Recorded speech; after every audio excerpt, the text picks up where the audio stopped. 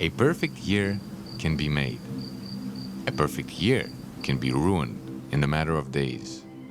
For months, 2025 looked almost flawless. With warm temperatures and long hours of sunshine, there was just enough rain for the wines to be healthy and thriving. The grapes ripened beautifully.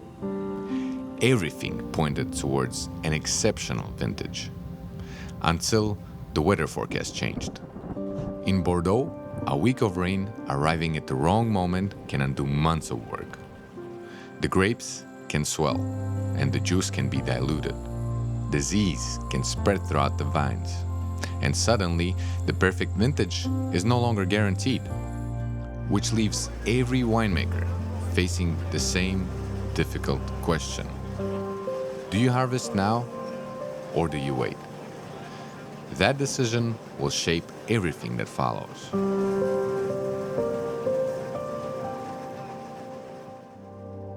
There is something in the air during the harvest season. Something that is difficult to name, but impossible to miss. The vineyards wake up. The roads fill with tractors. The cellars smell of fresh fruit and fermentation. Everywhere you look, people are moving with a sense of purpose that the rest of the year rarely demands. It feels like the beginning of something, an adventure with a deadline. For me, harvest has always carried a particular pull. My journey in France began with the vineyards of Champagne. Long before I started filming wineries, I spent weeks harvesting grapes alongside seasonal workers. In the early mornings, with mud-covered boots and buckets full of grapes, there came a slow, humbling realization that an entire year's work can depend on decisions made over just a few days.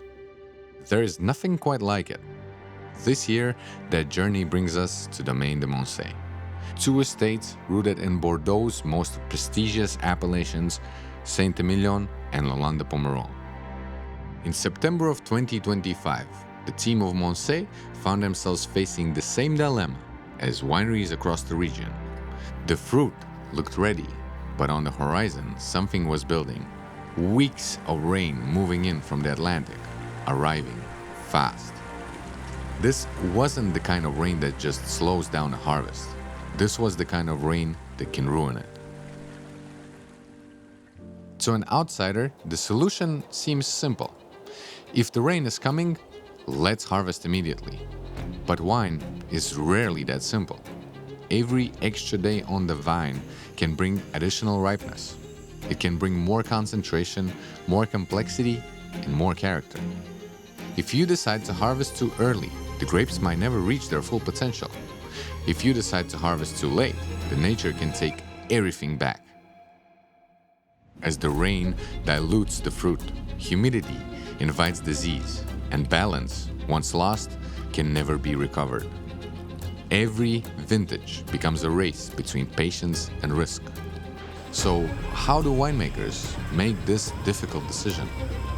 They walk the vineyards at the dawn and taste the berries straight from the wine. They analyze the sugar levels, acidity, and phenolic ripeness. They also watch the sky. And then, after months of work and years of experience, a decision is made. Not because they know the perfect answer, but because waiting any longer becomes a gamble they are no longer willing to take. And once the decision to harvest is made, there is no turning back, because harvesting a vineyard is not like picking fruit from the garden.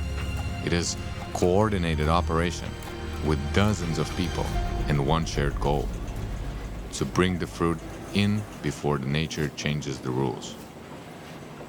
Despite all the technology available to the modern wineries, one part of Bordeaux remains beautifully human, and it is the harvest. In Saint-Émilion and Lalande-de-Pomerol, the finest vineyards are still picked by hand, not because the machines don't exist. It's because the quality demands something machines cannot offer. It's the judgment. A picker can reject a damaged bunch in an instant. leave an unripe cluster behind without breaking stride.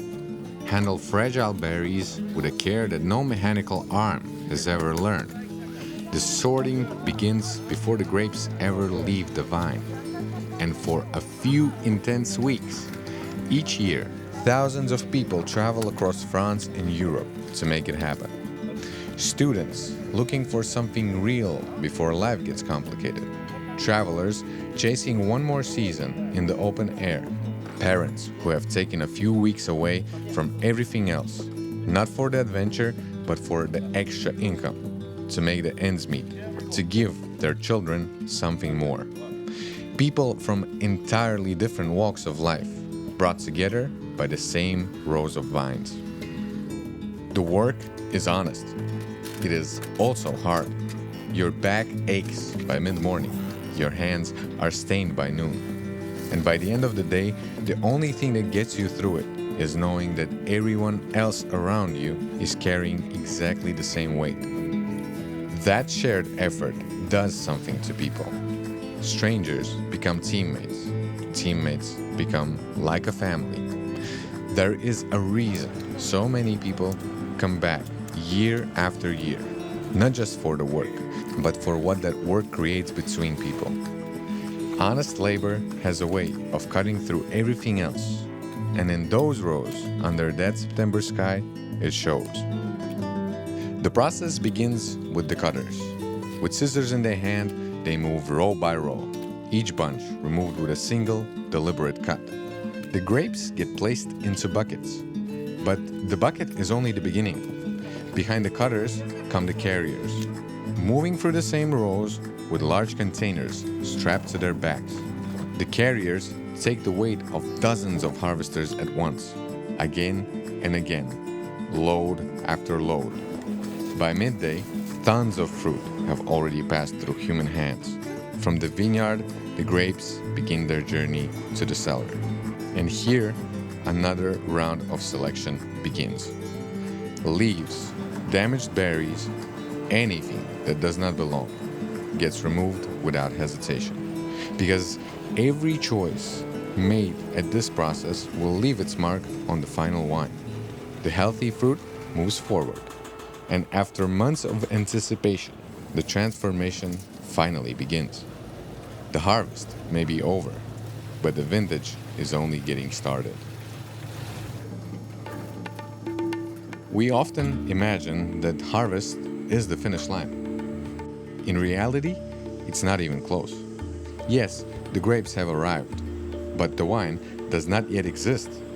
Fermentation must run its course. The wines must develop, be evaluated, and blended. Afterwards, aged in barrels and bottled. And only then, sometimes years later, will the true quality of the vintage begin to reveal itself. That is the quiet irony of the harvest. The most important decision of the year cannot be judged on the day it is made. It can only be judged in hindsight. And by then, the next harvest is already approaching. By the end of the year, the grapes of Domaine de Moncets were safely in the cellar. The forecast no longer mattered. The decision had been made. The harvest was complete. But was it the right call? Were the grapes picked at exactly the right moment? Was it too early, or was it too late? The honest answer is that nobody knows. Not the vineyard workers, not the cellar master, not even the winemaker who made the call. Because wine moves on a different timescale. The grapes harvested this week will not become a finished bottle tomorrow, or the next month.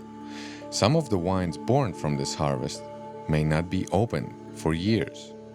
We will only know when we will be standing around a table and we will have the vintage of 2025 finally breathing in a glass, whether the risks were worth it, whether the timing was right, whether this remarkable growing season fulfilled the promise it spent all year making. For now, all that remains is waiting. And perhaps that is what makes the harvest so endlessly fascinating. For one brief moment every year, months of labor, thousands of small decisions, and the indifferent forces of nature all collide at once. The outcome sealed somewhere in the future, waiting patiently inside of a bottle that does not yet exist.